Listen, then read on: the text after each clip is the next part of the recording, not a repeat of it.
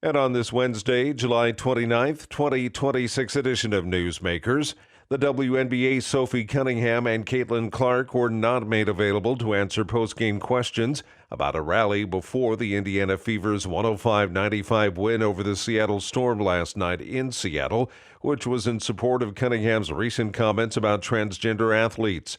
A crowd of a few dozen gathered outside Climate Pledge Arena to both support Cunningham and promote statewide initiatives 638 and 11, which would bar students identifying as transgender from participating in girls' athletics in Washington schools.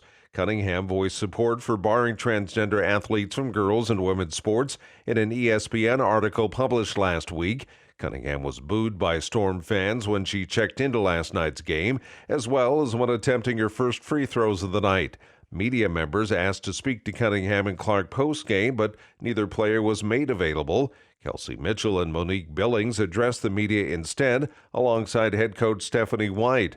When White was asked about the rally and Cunningham's recent comments, a Fever public relations representative intervened with a statement that said neither our organization nor Sophie had any knowledge of this demonstration and no contact with its organizers. Seattle Storm head coach Sonia Rahman answered a question about the pregame gathering following her team's seventh consecutive loss, saying, "Seattle and this organization and Climate Pledge, we always want to be an area where people feel welcome coming into this building," adding, "From what I understand, that was successful."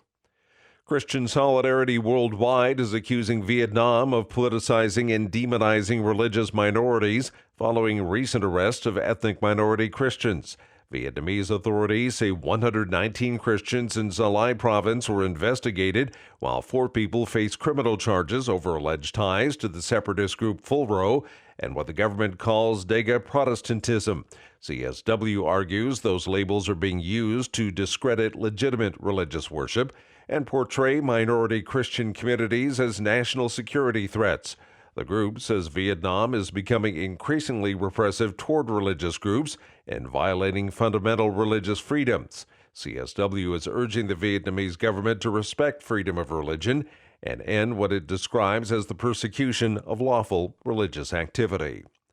The Vatican is launching its first conference on dialogue between Christians and Confucians as it expands the Catholic Church's outreach to Asia.